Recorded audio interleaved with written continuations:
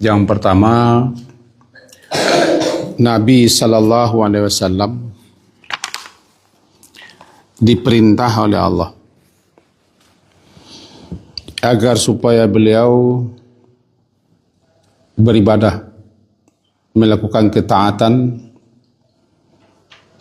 kepada Allah dengan mengikhlaskan niat, memurnikan, menunjukkan maksud dan tujuan hanya untuk mengharap ridha dan balasan Allah saja. Disebut dengan ikhlas, pelakunya mukhlis.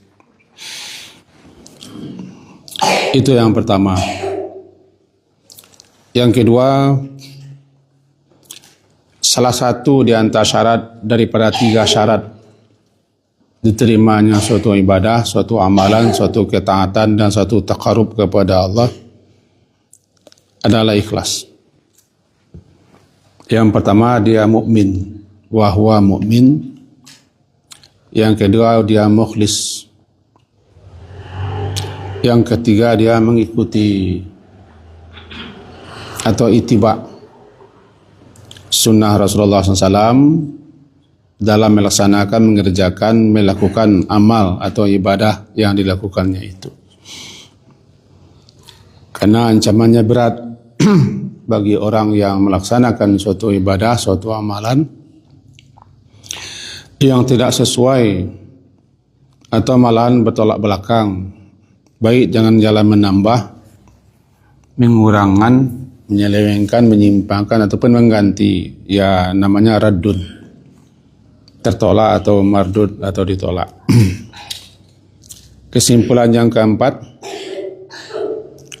di akhirat kelak, tepatnya dari hisab dan pembalasan, dan hari itu dekat lagi, iqtaraba linnasi hisabum, dekat lagi. Ada amalan itu yang makbul, diterima, ada yang mardud, ditolak.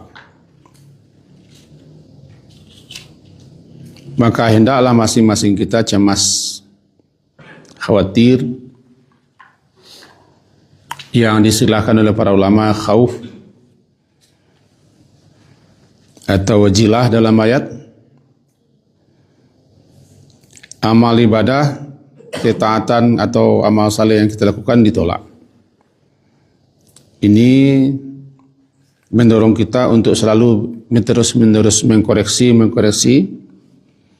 mempelajari, menyimak, mendengar, bertanya. Gerangan di mana ibadah, amal saleh kita yang masih perlu diperbaiki, diluruskan, ditepatkan. Disitulah pentingnya ta'lim dengan para guru-guru, para alim, para faqih, para orang yang rasih dalam ilmunya. Kalau kita sekarang ini kan ceramah-ceramah saja.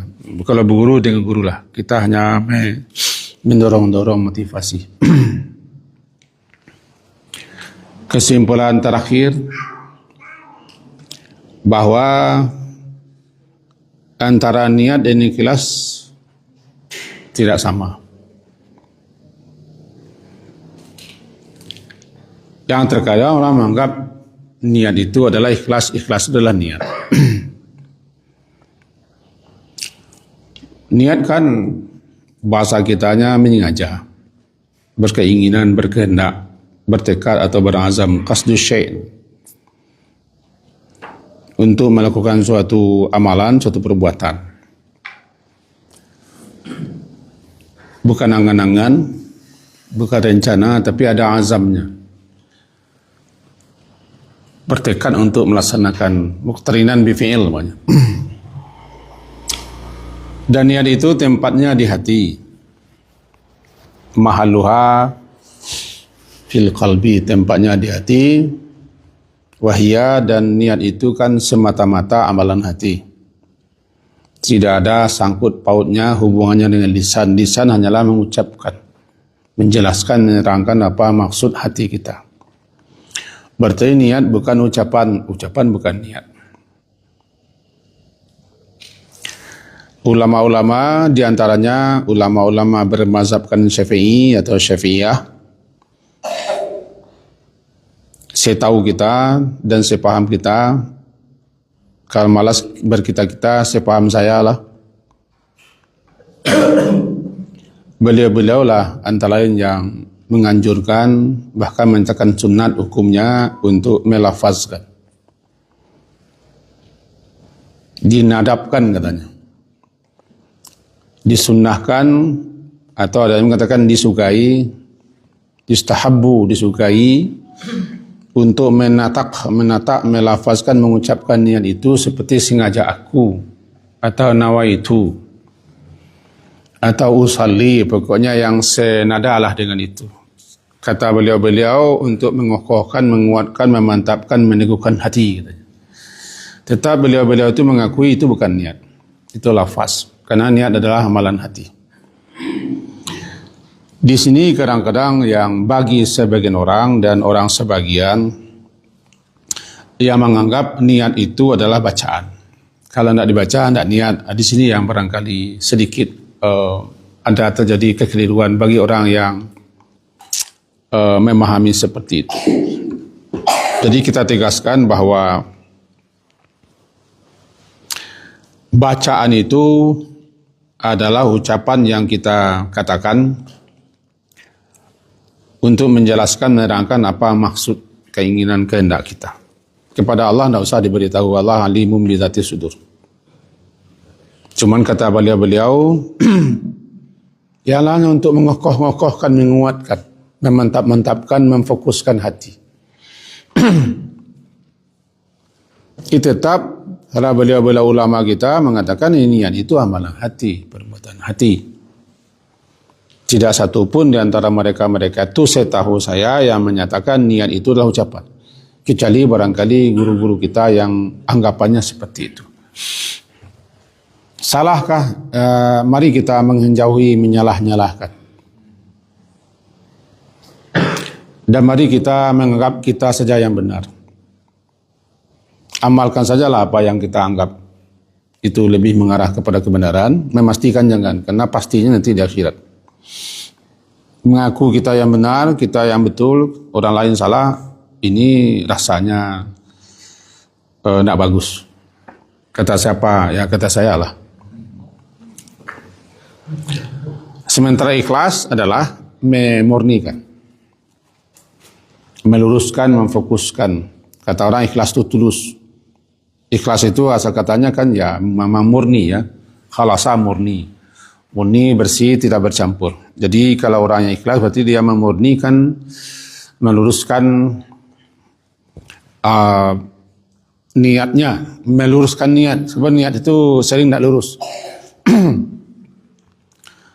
Yang menyebabkan niat itu tidak lurus adalah ria, karena ingin dilihat sehingga kita perlihatkan. Ya pangkalnya lah ingin dilihat saja. Karena ingin dilihat, lalu kita perlihatkan supaya orang melihat. Kan tiga saja pasalnya. Asal katanya ru'yah ya, melihat.